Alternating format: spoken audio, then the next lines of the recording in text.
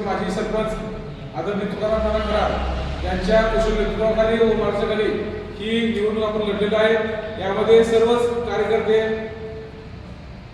परंतु वरिष्ठ मंडळी सर्वांनीच चांगलं काम केलं आहे।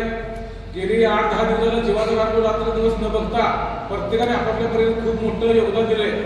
आदरणीय दादाच्या तुकारामांच्या नेतृत्वाखाली आपण ही निवडणूक मोठ्या जोशात व उत्साहात लढली। यात आपल्याला यश निश्चितच मिळेल यात काय मला शंका नाही। तरी पण यश अपयश काय असेल यामध्ये आपण न उतरून जाता कोणत्याही परिस्थितीत सामोरं जाऊन यश जर आले तर आपण न करता कुठल्या ह्याचे आपण गणित बांधून कोणावर टीका टिप्पणी न करता कुठं टेटस सोशल मीडियामध्ये कोणावर हे न करता आपण यश पचवून चुकून जरी अपयश झालं तरी पण न खचता आपण दादाच्या नानाच्या नेतृत्वाने इथून पुढचा आपला राजकीय प्रवास चालू ठेवू।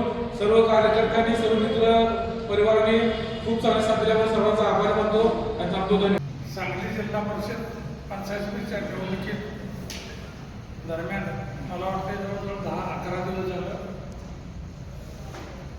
या निवडणुकीचा प्रचार चालू आहे आणि आज मतदानाची प्रक्रिया आज पार पडली। गेल्या 11 दिवसामध्ये सर्वच आमचे कार्यकर्ते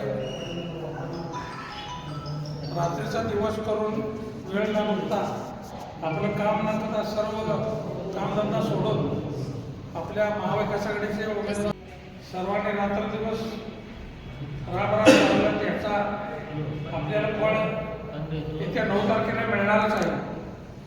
पण आपण सर्वांनी एक जीवानं राबून जी आपण सर्वांना ताकद दिली त्याबद्दल मी सर्वांचं हार्दिक अभिनंदन करतो। आपल्या गावामध्ये सध्या 3 गट कार्यरत आहेत। 2 मोठे गट आहेत, आपला एक लहान गट आहे। पण लहान गट असून सुद्धा येत्या 9 तारखेला आपण जोरदार मुसंडी मारू एवढीच मी तुम्हाला खात्री देतो। आणि या 9 तारखेला मतदाना दिवशी मला वाटते 12-1 वाजेपर्यंत त्याचा निकाल जाहीर होईल आणि आमचे उमेदवार संभाजीराजे पाटील आमच्या कॅल्क्युलेशनप्रमाणे 600 ते 900 मताधिक्य घेऊन विजयी होतील।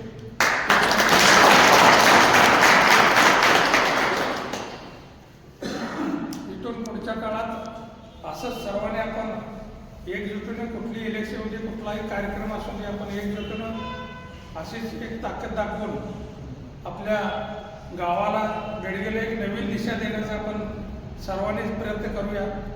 गावातील जी मक्तेदारी आहे ती सर्वांनीच आपण मोडून काढण्याचा प्रयत्न करून आपल्या गावाचं नाव कसं उंचावेल यासाठी आपण प्रयत्न करणार आहोत। हे प्रयत्न करताना आपल्या सर्वांची साथ आम्हाला आवश्यक आहे।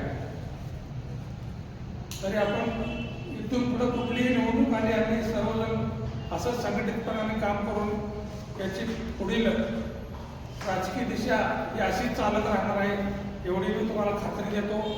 आणि 9 तारखेचा विजय निश्चित आहे एवढं सांगून माझे 2 शब्द संपवतो।